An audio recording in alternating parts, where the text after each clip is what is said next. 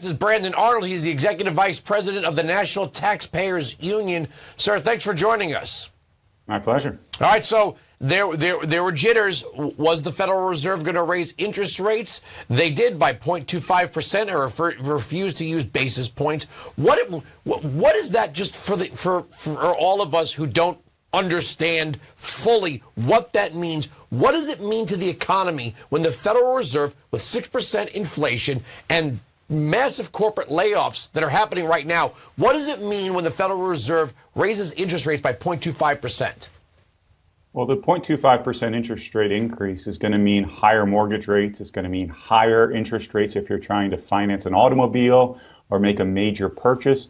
So that makes it tougher for working class Americans to finance the American dream, essentially, to own their own home, to buy a car, to go out and remodel their existing home, what have you. Combined with what's happened in the financial services sector with the near failure, the shakiness that exists right now in these two banks, it could be contagious, but we certainly hope it's not.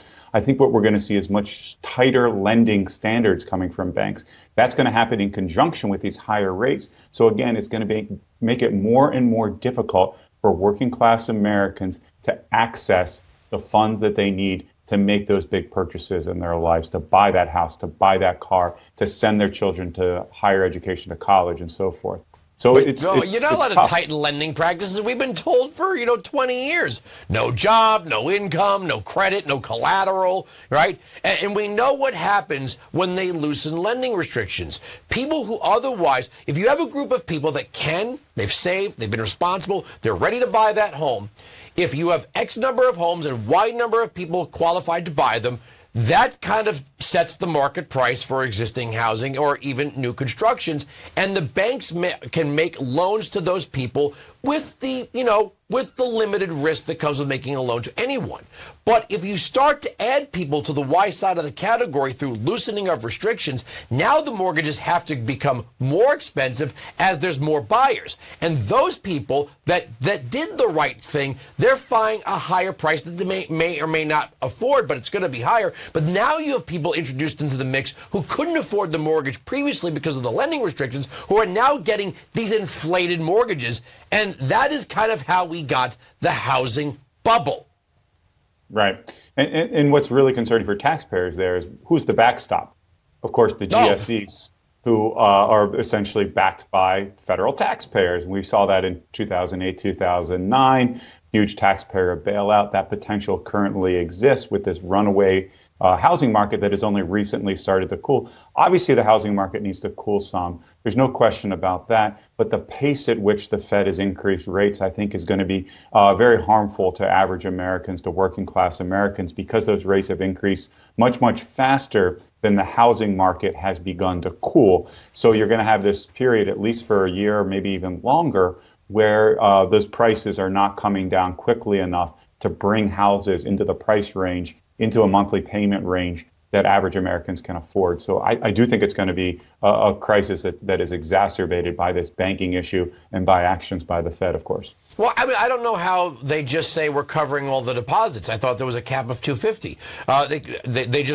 They just raise it, and then they say to the other member banks, well, I guess you guys are on the hook for it, which they're going to have to pass off to their account holders in the form of fee hikes.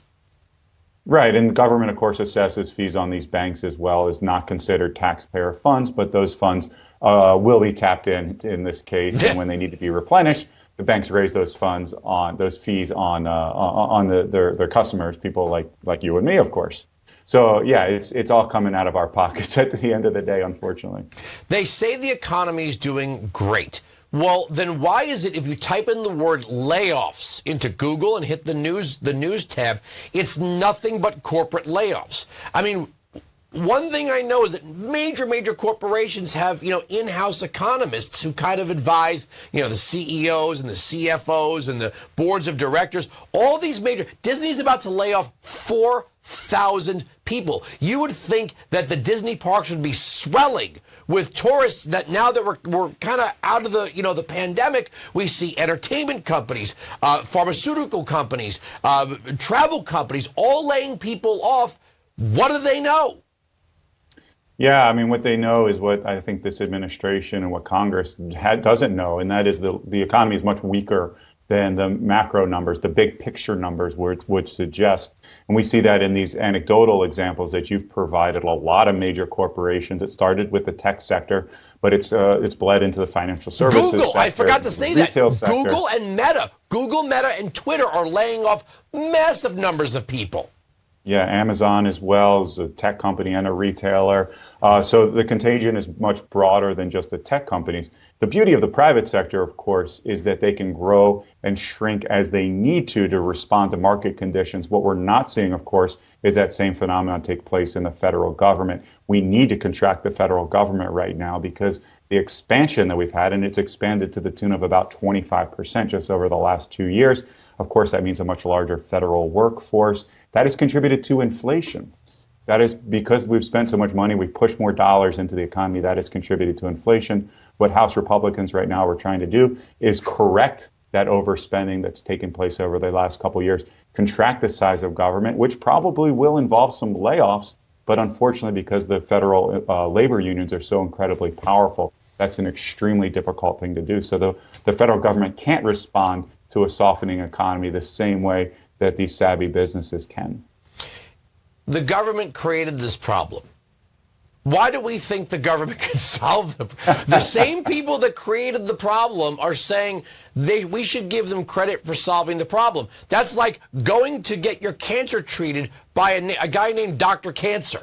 Okay? Right. Like Janet Yellen, Jerome Powell, Barack Obama, he probably doesn't want any part of this, Joe Biden, and Kamala Harris are all to blame here. And the previous Congress that pushed out trillions and trillions of dollars. And Yellen denies, absolutely denies in that speech, in another interview, she says we have to raise the debt ceiling, we have to spend more. She completely denies the relationship between printing money and spending money we don't have to inflation.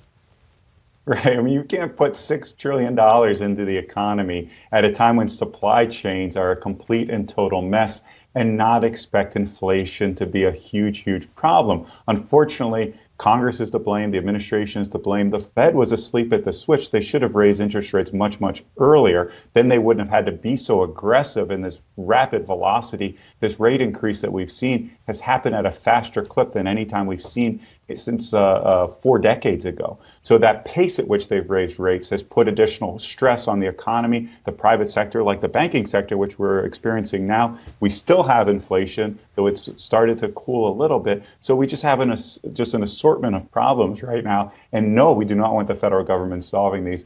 We want the private sector stepping in. But unfortunately, if the hammer is the only tool in your toolbox, everything looks like a nail. I got to leave it there. Thank you for joining us. Thanks for having me. All right, coming up, porn in your kid's classroom. Banning it's illegal, say some Democrats. Stacey Washington joins me next.